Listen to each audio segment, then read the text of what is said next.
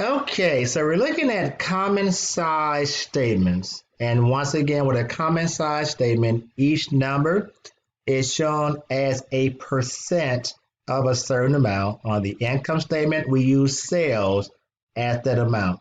So each number shown here represent a percentage of the sales amount. We're comparing data from this year against last year. So we're asking when we look at this information, what conclusion can we draw based upon the common size financial statement? Well, we can see that net income in this year is a smaller percentage of sales than it was in the previous year. While it was 4.7% last year, now it is 3.4%. And again, we're trying to focus on what's causing this overall change. So the biggest thing that's pointing out to me is our cost of goods sold. Cost of goods sold is 69.2% of sales this year. It was only 65.6% in the previous year. Therefore, we are paying more for the items that have been sold to our customers, but our increase in sale price is not catching up to the increase in the purchase price that we're paying for those different items. Okay? We'll now look at Norton Corporations and look at their statements for this year and last year. We're going to take a look at their balance sheet first, okay, as well as their income statement. We're going to take that information from the balance sheet, which you'll see again, and from the income statement and prepare what we call different types of financial ratios. Okay? So with ratio analysis, we focus on taking segments of our financial statements to show us certain things about the company. Typically, we're going to fall into three categories: liquidity, solvency, and probability. Again, those three are liquidity, solvency, and probability. We'll first begin with liquidity. Liquidity focuses on our ability to take care of our current obligations as those obligations become due. Again, liquidity focuses on your ability to take care of your current obligations as those obligations become due. Okay, let's do something. Now, close your eyes. Go ahead, close your eyes. They're closed? All right. So think about all of the bills you have coming in for the upcoming month. All your bills, whether it's mortgage, rent, insurance, utilities, student loan payment, car notes. Think about all your bills coming up the next month. Those are your current liabilities. Compare that against what we call your current assets, items such as cash, or if money is coming into you, we call those accounts receivable. We're going to compare our current assets against our current liabilities. We need to know, are we liquid? Do we have the ability to take care of our current obligations as those obligations are going to become due?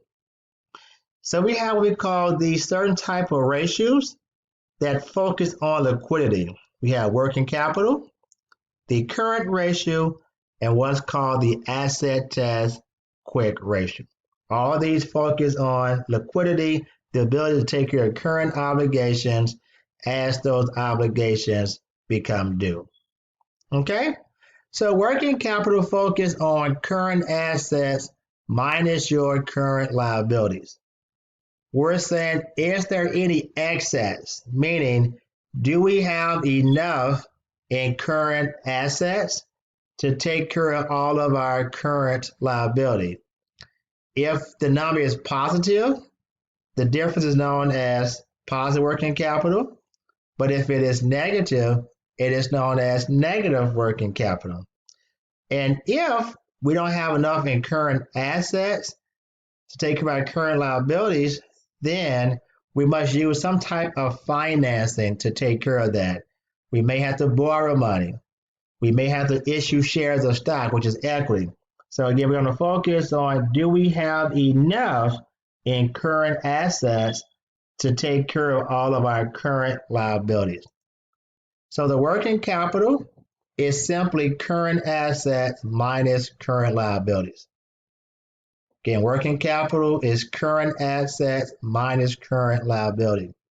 So for this example, we have an excess working capital of $23,000, meaning we do have the ability to take care of our current obligations as those obligations become due. Next, we have the current ratio, which also focuses on liquidity. We'll take the same information, current assets and current liabilities, except this time we're going to express it as a ratio. We'll take current assets and divide those by our current liability to get what's known as our current ratio. So again, current assets divided by current liability will give us what is known as our current ratio. So let's take a look at how to calculate the current ratio and also interpret the current ratio. All right.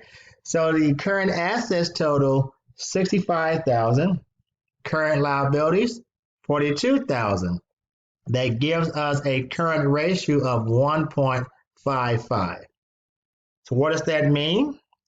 It means for every $1 in current liabilities, we have in current assets $1.55. Say it again. I will. For every $1 in current liabilities, we have in current assets $1.55.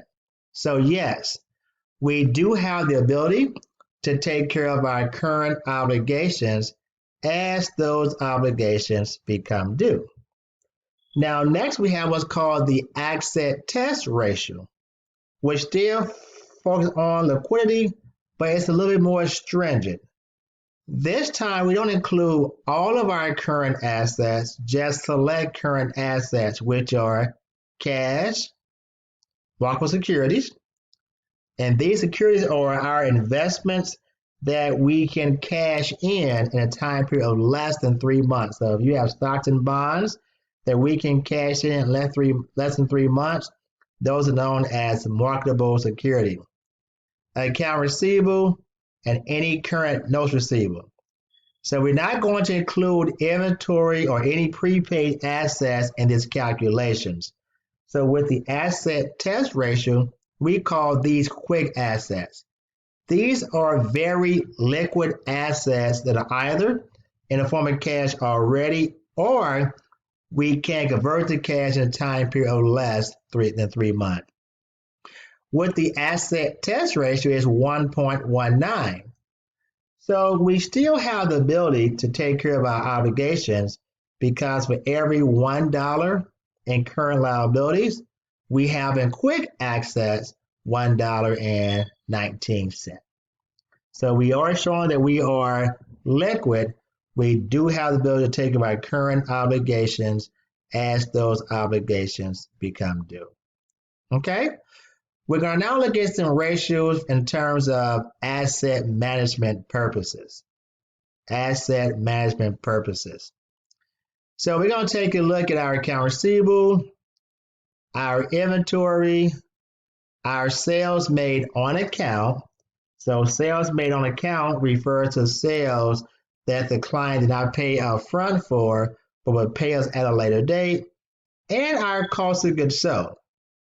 And again, cost of goods sold represent how much we pay for those items that were sold to our customers throughout the course of the accounting period. We'll look at the account receivable amount at the beginning of the year compared to the end of the year. Same for inventory and same for our total assets. Okay? We have a ratio called the account receivable turnover ratio. Account receivable turnover. Got to get some water. This ratio focuses on how many times in the course of the year did we convert our receivables into cash. Again, how many times in the course of the year did we convert our receivables into cash? The higher this number, the better. Because if I can convert, well, the more times receivables convert to cash, that means the shorter length of time it takes us to collect receivables from our different customers. So the turnover shows how many times in the course of the year did we convert receivables into cash. To do our calculation, we take our sales on account, also known as credit sales, divided by the average account receivable. The average account receivable, how do you get average? It's beginning receivables plus ending receivables divided by 2 to give us our average account receivable. Again, our beginning AR balance plus our ending AR balance, divide that by 2 to get your average account receivable.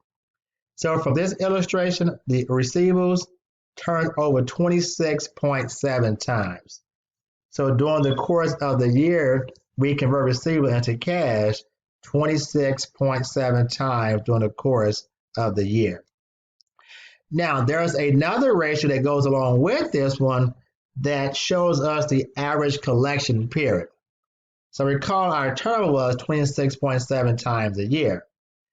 You'll divide that into the number of days in a year to get your average collection period. Again, take your turnover, divide that into 365 to get your average collection period, which means for this illustration, on average, it takes us about 14 days, 13.67, to collect our receivable. That's really good. So it takes us about 13.67 days to convert account receivable over into cash. So the higher your turnover, the lower number of days you're going to have in your average collection period. Okay? The next focus on inventory turnover. We're now focused on how quickly are we selling our inventory item. Now that's important because this tells us when we should order inventory based upon how often it needs to be replaced. We want to avoid having too much excess inventory because it can be expensive to store inventory. Inventory can become obsolete. There could be spoilage, it could be damaged. So again, we don't want to just have a bunch of inventory sitting around. We want to order inventory as needed. So to do this calculation, we take our cost of goods sold divided by our average inventory. Again, cost of goods sold divided by the average inventory. So the average inventory is your beginning inventory plus end inventory divided by 2. Again, it's beginning inventory plus end divided by 2 would give us our average inventory. So we're saying inventory turns over roughly about 12.73 times a year. So about 13 times a year, we need to replace our inventory based upon our inventory turnover. Okay? This also tells us how long it takes us to actually sell the inventory, the average sales period. So we'll take the number of days in a year, divide that by 12.73 times to get the average sale period. So on average, it takes us about 29 days to sell an inventory, to sell the inventory.